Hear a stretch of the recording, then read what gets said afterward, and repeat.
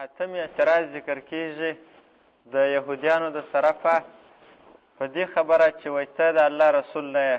وایي ځکه د الله رسول نه یې چې خپله قبله دې پرېښوله او بېرته دې د کعبې شریفې طرف ته لمونځ شروع کړي، حالانکې بیت المقدس دا د اکثرو انبیاو قبله ده. نو چې تا پرېښوله او مخکې دې لمونځ کوی، معلومیږي ده چې ته په خپل کار کې حیران یې او د الله رسول نه یې. نو الله پاک د دې خبرې جواب ورکوي په دې آیاتونو کې. د کعبې د قبله کېدو خبره داسې وه چې نبي علیه السلام کله په کعبه شریفه کې و، مکه مکرمه کې و، نو لمونځ به یو روایت دا دی چې قبله کعبه شریفه وه، او بل روایت دا دی چې یا دې وخت کې هم قبله بیت المقدس و، او نبي علیه السلام په داسې طریقه لمونځ کوی چې د کعبې طرف ته به یې هم مخ کوي او بیت المقدس ته به یې هم مخ کوي. بیا چې مدینې منورې ته ولاړئ، نو هلته دواړو طرفو ته خو متوجه کېدل ممکن نه و، نو د بیت المقدس طرف ته یې لمونځ کوی 14 میاشتې یا 18 میاشتې. دا دوه قوله دي. دې مابینځ کې 14 او د 18 مابینځ کې دومره وخت یې چې لمونځ وکړي د بیت المقدس طرف ته. وروسته د لمانځه وخت و، د ماپښین په لمانځه نبي علیه السلام ولاړ و او حکم راغی چې د قبلې طرف د کعبې شریف طرف ته مخ وګرځوه. 2 رکعاته یې کړي وو او 2 رکعاته ورته پاته وو. دا مسجد ذی القبلتین د بنو سلمه و مسجد و، اوس هم معلوم دی په مدینه منوره کې. په دې مسجد کې امر ورته وسو چې مخ وګرځوه د کعبې طرف ته. نو نبي علیه السلام په د لمانځه کې راوګرځېدی، هغه 2 رکعاته لمونځ یې د کعبې شریفې طرف ته وکړي. اوس هم د پخواني محراب علامه هم شته او دا نوی محراب هم په هغه مسجد کې شته، حاجیانو لیدلی دی. نو دا وخت کې دا حکم رانازل سو. قبا والا بیا د سهار په لمانځه کې په لمانځه ولاړ وه، د بیت المقدس طرف ته یې لمونځ کوی. یو څوک ورته راغی، ورته ویل چې حکم سوی دی چې د کعبې شریف طرف ته مخ وګرځوئ. هغو په لمانځه کې هغو هم د کعبې شریف طرف ته مخ وګرځوئ. نو کله چې کعبه شریفه بدله سوله، قبله بدله سوله، په دې وخت کې یهودیانو اعتراضونه شروع کړل.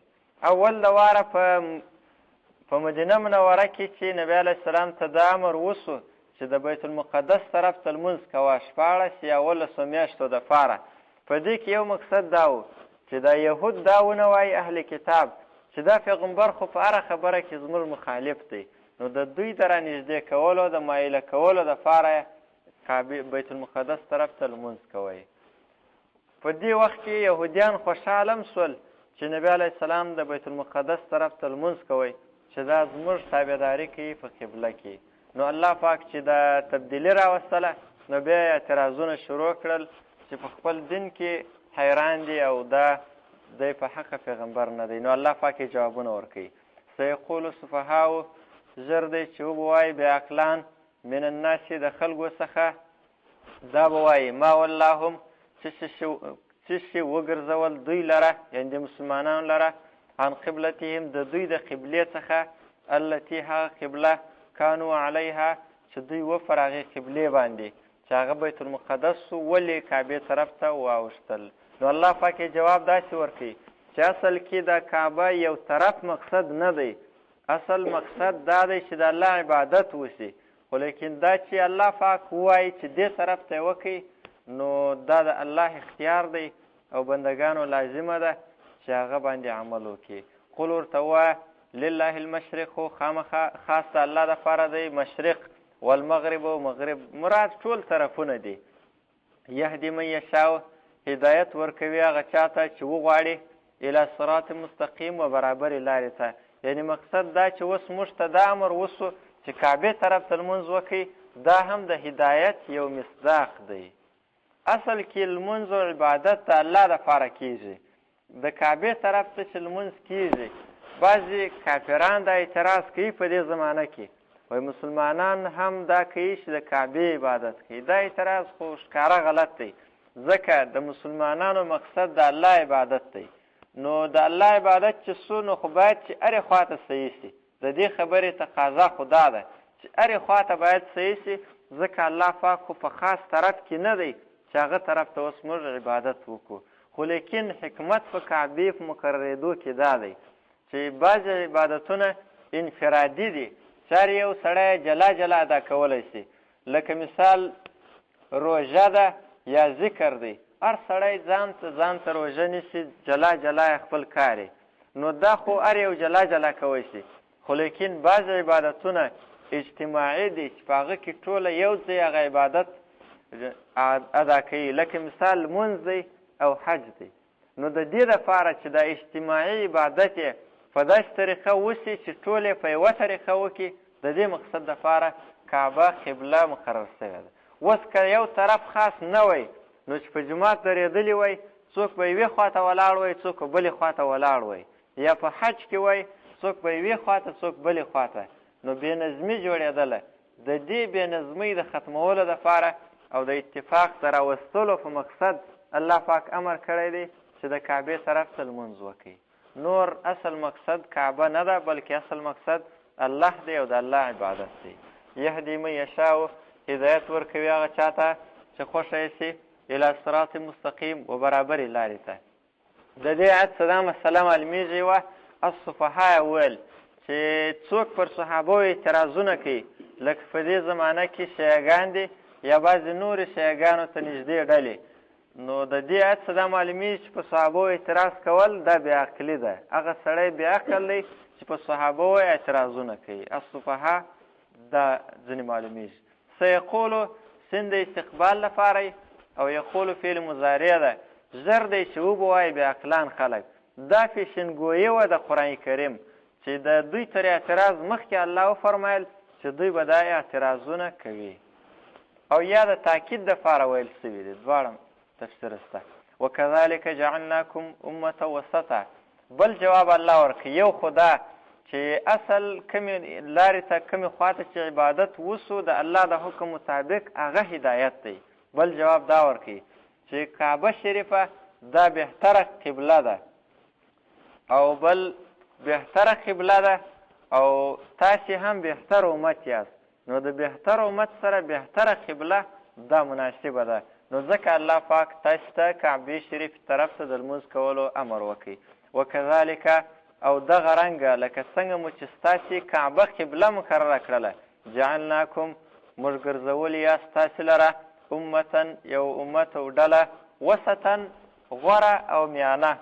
میانه امت مراد ځینې عادل امت دی، د اعتدال والا چې نه افراط شته پکښې نه تفریط، د مابینځ لاره ده د دې امت. امتن امت وسطن درمیانه یعنې غوره او د اعتدال والا. لتکونو د دې دپاره یې وسط امت ګرځولی یاست، د دې دپاره چې سی تاسې شهداء علی الناس شاهدان پر خلکو باندې، ویکون الرسول او سی رسول صلی الله علیه وسلم علیکم پر تاسې باندې شهیدن شاهد. نو د دې امت الله پاک شاهدي قبلی، ځکه یې دا لوړه درجه ورکړې ده. شاهدي چې د چا قبلیږي هغه به اعتباري سړی، د چا خبره چې اعتمادي سوه اعتباري سوه بیا د هغه شاهدي قبلیږي. نو دا امت هم اعتمادي امت دی، ځکه الله شاهدي قبلی. شهداء علی الناس شاهدي یو تفسیر دا دی، حدیث کې راغلی دی چې د قیامت په ورځ به پیغمبران د الله په حضور کې ووایي چې موږ دې امتو ته دعوت ورکړی و خو دوی زموږ خبره نه وه منلې. امت څه پوښتنه وکړي چې تاسې ولې د خپلو پیغمبرانو خبره نه منله؟ هغه امتیان به ووایي چې یا الله موږ ته هېڅوک نه دی راغلی، موږ هېچا نه یو خبر کړي چې موږ څه وکړو، دا پیغمبران موږ لیدلي لا نه دي، هېڅ یې نه دي راته ویلي، منکر به شي. نو الله پاک به ورته ووایي چې زه به پر تاسې شاهدان راولم. وایي شاهدان راوله. شاهدان چې راولي د پیغمبر خو مدعي دی، نو نور شاهدان به راولي. نو بیا به دا امت راولي، هغه امت به شاهدي ورباندې وایي چې موږ دا شاهدي ورکوو چې نوح علیه السلام او لوط علیه السلام او دا نور پیغمبرانو خپلو قومو ته راغلي وه، دعوت یې ورته بیان کړی و خو دوی نه و منلي. نو الله پاک به د دې امت شاهدي قبوله کړي.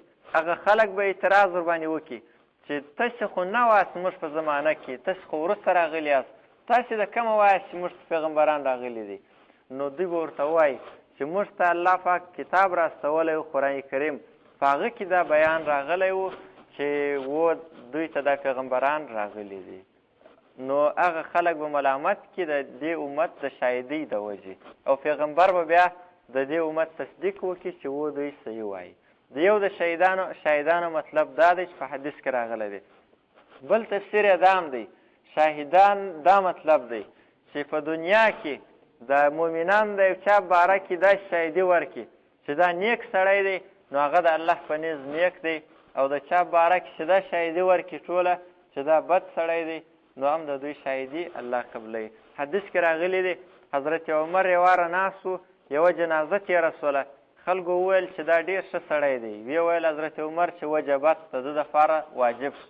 بیا بله تېره سوه، خلکو بد وویل، بیا خلکو ورته وویل، خلکو وویل چې دا ډېر بد سړی دی. حضرت عمر وویل چې وجبت واجب سو د ده دپاره. دا نورو ملګرو پوښتنه ځینې وکړله چې ما وجبت څه شي واجب سو؟ حضرت عمر رضی الله عنه ورته وفرمیل چې نبي علیه السلام فرمایلي وو ایما مسلم شهد له اربعة، چې کوم مسلمان دپاره الله پاک د کوم مسلمان دپاره څلور مسلمانان شاهدي ورکړي چې دا نیک سړی و، نو وجبت له الجنه، د هغه سړي دپاره جنت واجب سو. بیا وایي موږ پوښتنه وکړه چې وثلاثة یا رسول الله، که درې شاهدي ورکړي، نو ویې ویل چې درو شاهدي م الله قبلوي. بیا موږ وویل چې دوه شاهدي ورکړي، وایي د دوو شاهدي م قبلوي، او بیا م وایي د درېیم د یو په باره کې پوښتنه ونه کړله. نو مطلب دا چې د دغه مسلمانانو شاهدي الله قبلوي. خو دا شاهدي د دې مړه په باره کې شاهدي د نیکوالي دا نه ده چې هسې خلک په خوله وایي چې دا ښه سړی و، بلکې د زړه د اخلاص داسې غیر اختیاري چې د مسلمانانو څه دا ویل کېږي چې دا ښه سړی و، دغه شاهدي معتبره ده. هسې که بد سړی و او هسې په خوله وایي چې دا ډېر ښه سړی و، نو دا شاهدي نه ده معتبره، دا خو درواغ دی. نو دلته د شاهدي یو مقصد دا هم دی. او حدیث کې بیا نبي علیه السلام وفرمیل انتم شهداء الله فی الارض، تاسې د الله شاهدان یاست په مځکه کې، ستاسې شاهدي الله قبلوي. شهداء اعلی الناس، د دې څه یو بله مسله دا هم علماو امام قرطبي رحمه الله او نور مفسرین ابوبکر جساس را ایستلې ده چې د دې امت د دې امت شاهدي الله قبلوي. نو د دې څه دا معلومیږي چې د دې امت اتفاق په یو خبره دا دلیل دی، دا دلیل دی او هغه کار حق دی. یعنی اجماع د دې امت، اتفاق د دې امت دا دلیل دی. د دې آیت څخه د اجماع اثبات د علماو کړی دی. حدیث کې هم دی چې لن یجتمع امتي علی ضلاله، زما امت هیڅ کله په ګمراهي نه جمع کېږي. وما جعلنا القبلة التي كنت عليها، دا بل جواب ورکوي چې څه وجه وه چې بیت المقدس ولې د موقت وخت دپاره قبله مقرره سوه، نو الله پاک جواب ورکوي چې د هغې د قبلې په مقررېدلو کې هم د الله مقصد امتحان و چې څوک د پیغمبر تابعداري کوي او څوک یې نه کوي، امتحان مقصد دی. وما جعلنا، موږ نه مقرر کړی، جعلنا په معنا سره د مقررېدلو راځي. القبلة التي، هغه قبله كنت علیها چې ته وې پر هغې قبلې باندې چې بیت المقدس دی چې مخکې وې، الا لنعلم، مګر د دې دپاره چې موږ معلوم کړو من یتبع الرسوله، هغه څوک چې هغه تابعداري کوي د رسول صلی الله علیه وسلم، ممن ینقلبو، د هغه چا څخه چې هغه ګرځي بیرته ګرځي علی عقبیه په خپلو پوندو، چې څوک مرتد کېږي او څوک په ایمان کلک پاته کېږي. نعلمه، الله ته خاص معلوم دی، مخکې الله ته معلوم دی څوک یې تابعداري کوي. نو د نعلمه دلته مقصد محققین مفسرین وایي لنعلمه په معنا سره لنمیزه دی چې موږ جلا کړو تابعدار د رسول او غیر تابعدار د رسول، یا لنعلمه په معنا سره د لنظهره د دې دپاره چې موږ ښکاره کړو په خارج کې چې دا تابعدار دی دا نه دی تابعدار. نعلمه په خپله معنا سره نه دی. وما كان الله وإن كانت لكبيرة، او یقینا دی دغه کار خامخا لوی، ان دا مخفف عن المثقل دی، شرطیه نه دی. وإن كانت، او یقینا دی دغه کار لکبیرة خامخا لوی کار، دروند دی، الا علی الذین، مگر پر هغه چا باندې دروند نه دی، هدی الله، چې هدایت ورکړی هغه ته الله، چې الله هدایت ورکړي هغه ته بیا دا کار اسانه دی. د دې څه دا معلومیږي چې خپل عادت پرېښول د سنت د تابعدارۍ دپاره دا ګران کار دی. خو الا علی الذین هدی الله، چاته چې فایدې معلومې سي نو بیا هغه ته پرېښول د عادت اسانه دی. وما کان الله، اوس به یهودو به هم اعتراض کوئ او مسلمانانو به هم دا ویل چې دا بعضې ایمان والا چې مړه سوي دي یا موږ مخکې لمنځونه کړي دي نو د هغو خو لمونځ به څنګه وي ځکه هغو خو یو لمونځ هم کعبې طرف ته ونه کوي. نو الله پاک فرمایي وما کان الله نه دی الله پاک لیضیع چې ضایع دې کړي ایمانکم لمنځونه ستاسې. ایمان دلته ذکر د کل دی مراد ذکر د عام دی مراد ځینې خاص شی دی یا ذکر د کل دی مراد جز دی ځینې. ایمان څه مراد دلته لمونځ دی. اکثره مفسرین دا وایي. یا که ایمان سیم د یهودو اعتراض و چې وایي د دوی ایمان ګډوډ سو نو الله فرمایي چې ستاسې ایمان الله نه ضایع کوي. وما کان الله لیضیع ایمانکم ان الله یقینا الله چې دی بالناس په خلکو سره لرؤوف خامخا شفقت کوونکی دی رحیم مهربانه دی.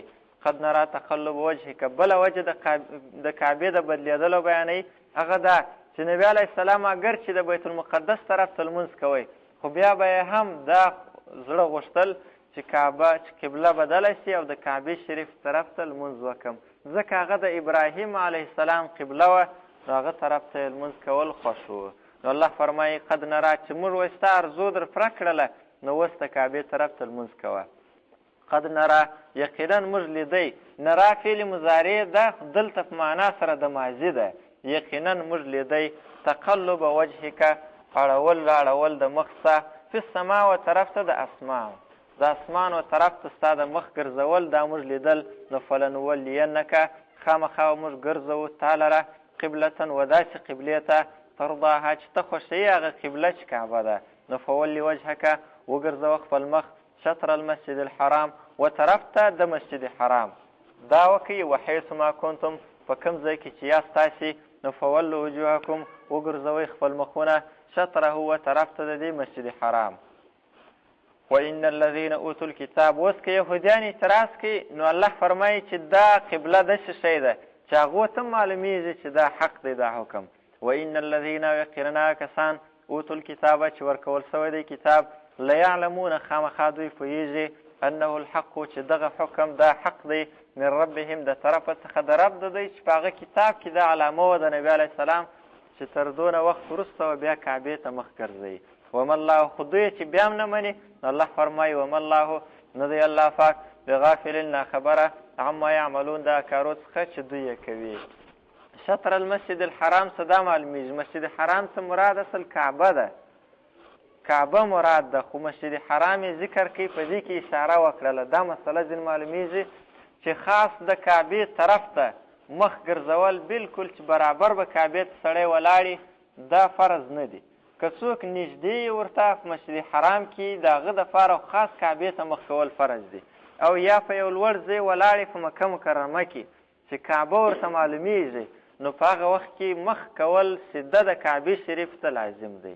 او که داسې نه وي په لرې ځای کې نو شطر المسجد الحرام د مسجد حرام و طرف ته مخ کول دا بس لازم دی. دې کې بله مسله دلته یو واره وویل فولي وجهک شطر المسجد الحرام په دې کې مقصد دا دی چې دا مخ ګرځول کعبې ته فرض دی. دوم واره بیا وویل وحیث ما کنتم فولو وجوهکم شطره په دې کې عموم د مکاناتو ته اشاره ده چې په هر ځای کې یاست مخ به ګرځوئ دا نه دی چې صرف د مدینې خلک به مخ ګرځوي. ولئن اتیت الذین اوس چې یهودیان یې نه مني نو الله تسلي ورکوي نبي علیه السلام ته ولئن اتیت الذین که چیرې ته راتګ وکړي کسانو ته اوتو الکتابه چې ورکول سوی دی کتاب بکل آیت په هر نشانۍ سره هره نشانۍ راوړي چې دوی غواړي ما تبعو دوی به تابعداري ونه کړي قبلتک ستا د قبلې ضدیان نادیان خلک دي نو نه مني. وما انت تسلي ده نه یې ته بتابعین تابعداري کوونکی قبلتهم د دوی د قبلې خو نو تیم نه ورسره مني نو په دوی هم پروا مه کوه. وما بعضهم او نه دي بعض د دوی بتابعین تابعداره قبلت بعضین د قبلې د بعضو ځکه یهودو بیت المقدس ته لمونځ کوئ نصاراو بیت اللحم ته لمونځ کوئ د عیسی علیه السلام د ولادت وځای ته نو په دوی کې خپله هم اختلاف شته نو پروا یې مه لره. ولئن اتبعت اهواءهم د نبي علیه السلام خو دا ارزو وه چې دوی ایمان راوړی وی خو لیکن الله فرمایي چې دوی نه مني ضدیان دي.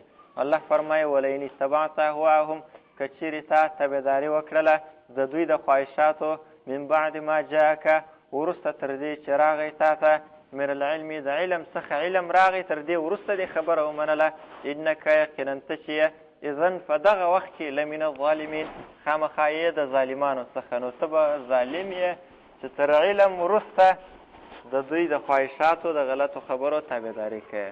علامه نصفي رحمت الله علیه په تفسیر مدارک کې د دې آیت تفسیر کې لیکلی دي، وایي په دې کې دا هم داخل دی چې چاته یو حق مسله معلومه سي او بیا هم نه مني یا د چا لحاظ ساتي او یا د هغسې د رواج مطابق چلیږي، نو د دې کې دا هم داخل دی. یعنی هغه قسم ظالم دی چې حق مسله ورته معلومه سوله او بیا یا د چا خیال ساتي او یا د رواج او د خواهشاتو پسې رواني. انک اذا لمن الظالمین، یقینا ته یې په دغه وخت کې د ظالمانو د ډلې څخه. نبی علیه السلام خو یې نه کوي تابعداري، نو مراد امت دی چې امت ته وایي چې تاسې یې مه کوئ. الذین آتیناهم الکتاب، اوس د یهودو حالت بیانوي چې دا داسې ضدیان خلک دي.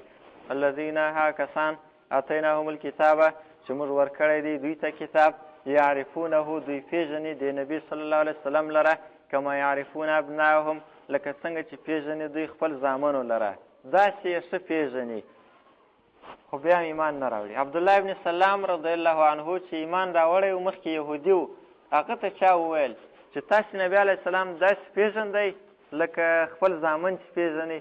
نو هغه وویل چې په الله مې د قسم چې تر دې مو هم ښه پېژندئ، ځکه د زوی باره کې خو بیا هم دا امکان شته چې ښځې دې خیانت کړی او دا یې د بل چا اولاد یې موږ ته دې منسوبوي، خو لیکن د نبي علیه السلام باره کې مو داسې ګمان هم نه راتلی، داسې مو پوره یقین و، خو بیا هم ضد کوئ.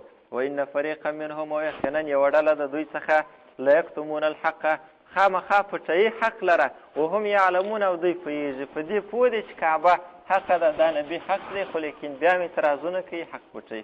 حدیث کې راغلی مسند احمد کې انهم لا یحسدوننا علی شیء کما یحسدوننا علی قبلتنا التي هدانا الله الیها وظلوا عنها، وایي دوی زموږ سره په درو شیانو ډېر بغض او حسد لري. یو په کعبې شریفې چې موږ کعبې ته لمونځ کوو، دوی ته الله پاک دغه هدایت نه ورکړی، دوی زموږ سره وضد کړي چې دوی ولې کعبې ته کوي، دا فضیلت ولې دوی ته ورکول سو. بل وعلى یومنا الجمعه، او بل زموږ د جمعې په ورځ باندې التي هدانا الله لها وظلوا عنها، د جمعې ورځ د عبادت لپاره موږ ته الله راکړله، دوی ته یې نه ورکړې، نو دوی زموږ سره ضد کوي. وعلى قولنا خلف الامام امین، او بل چې موږ امین وایي په لمانځه کې تر الحمدلله ختمېدو وروسته، په دې هم د دوی زموږ سره ډېر حسد کېږي. الحق من ربک، نو الله فرمایي چې دوی خو حق پټوي او نه مني، خو الحق حق چې دی دغه حق من ربک د طرفه څخه د رب ستا دی. فلا تکونن، نو ته مه کېږه من الممترین د شک کوونکو څخه، ته په دې حق کې شک مه لره اگر که دوی حق نه مني.